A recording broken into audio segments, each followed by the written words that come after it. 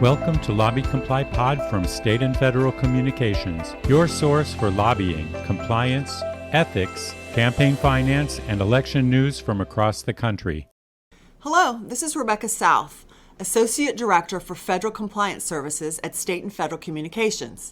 One of the things that we find organizations do leading up to and entering a new year is to really take a hard look at what their goals and objectives are for the year in terms of their lobbying and government relations efforts. And one of the questions that will inevitably come up for many of these organizations, particularly those that might find themselves embarking on a more robust or active lobbying agenda, is the question of registration and reporting. Obviously, it's an important question to ask, and from a compliance perspective, understanding the rules of the road, so to speak, is a critical aspect of successfully navigating an overall government relations strategy, especially given that no two roads or jurisdictions are the same. In terms of registration at the federal level, there are three criteria that must be met in order for an organization to be required to register, and all three criteria actually have to be met. It's not one or two, all three of them have to be met. The first criteria that you need to take a look at when you're assessing the need to register at the federal level is the 20% rule.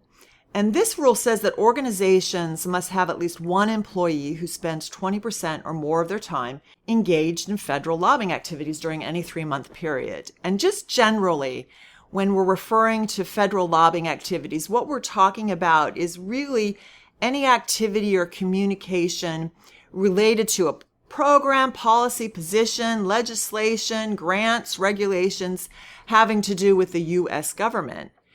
So you would certainly count any direct activity or communication, whether that be in person, by phone, or email. But also you need to take a look at your indirect activity behind the scenes that also has to be counted and assessed as to whether that 20% is being met.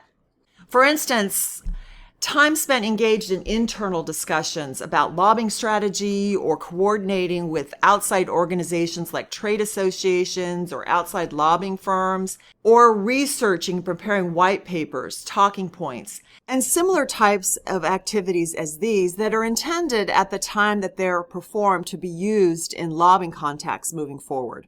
The second criteria that you need to consider in determining whether or not you're going to need to register is the 2 or more contacts threshold. Now, this threshold says that that same employee who meets the 20% threshold must also have 2 or more contacts with a covered legislative or executive branch official. Now, it's real easy to determine who a covered legislative branch official is because it essentially includes anyone who is elected to or employed by Congress, whether that be member personal staff, committee staff, leadership staff, and even those folks who are working in district offices around the country are all considered legislative covered officials.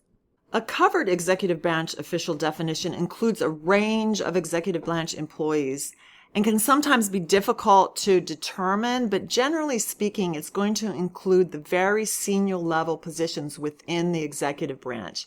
So this is going to be your secretaries who are appointed and approved by Congress. It's going to be your deputy secretaries, your undersecretaries, and those who report directly to the undersecretaries, as well as anybody within the U.S. Armed Forces at the rank of general and above. Other officials of the executive branch that are considered to be covered under the Lobbying Disclosure Act are the president, the vice president, and any officer or employee of the executive office of the president as well. And then the last category of employees are really where it can become difficult to assess whether or not they are a covered official. And these are the employees and officials who are in a confidential or policy making, policy determining. They're really working with policy, and they tend to change with the administration. These employees are commonly known as the Schedule C employees or political appointees.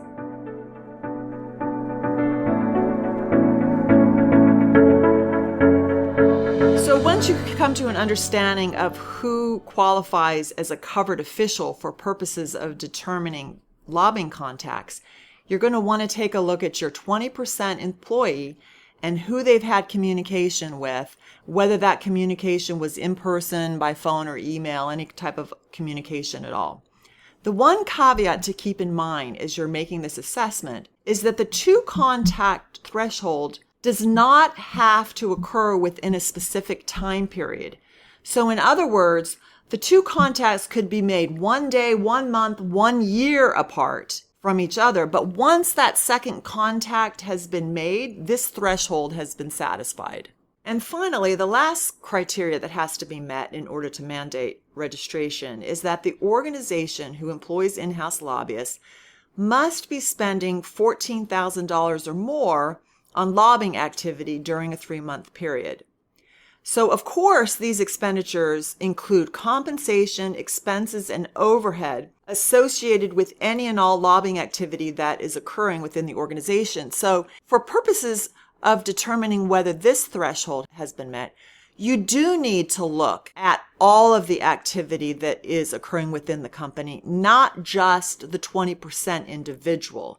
So you do need to cast a wide net to capture these applicable expenditures. Expenditures also include things like payments to outside lobbying consultants or payments that are made to outside membership organizations like trade associations, and whether or not there's any particular part or portion of those payments that are allocated toward lobbying. Those portions have to be included in this calculation.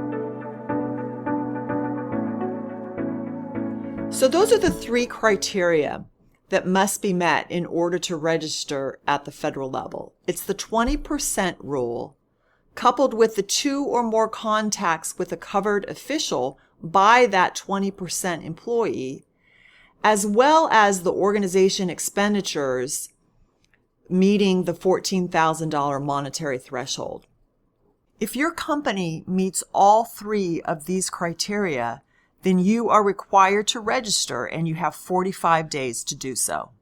So as you're taking a look at what your activities might involve during the course of this upcoming year, you'll want to make a careful assessment as to whether or not you are meeting these criteria so that you can move forward with confidence that you are in compliance.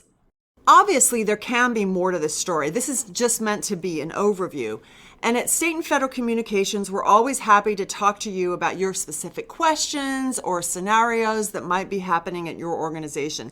So don't hesitate to reach out, and we're happy to talk. Thanks so much for listening. Thanks for listening to LobbyComply Pod from State and Federal Communications. For more news, visit LobbyComply.com. To learn more about how we can guide you along the road to compliance, visit stateandfed.com. LobbyComply Pod is produced by Joe May and John Spontarelli.